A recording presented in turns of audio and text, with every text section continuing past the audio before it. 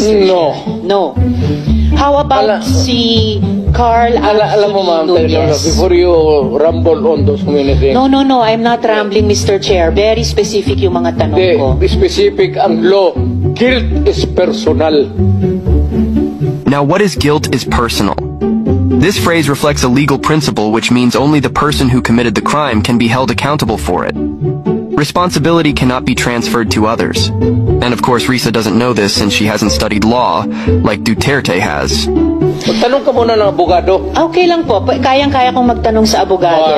Sige, tanong ka itanong muna ko ngayon po. before we proceed. No. Hindi tayo I magkakaintindihan prepared dito. these questions with my Guilt legislative is staff. personal. Yes, it's very personal. So,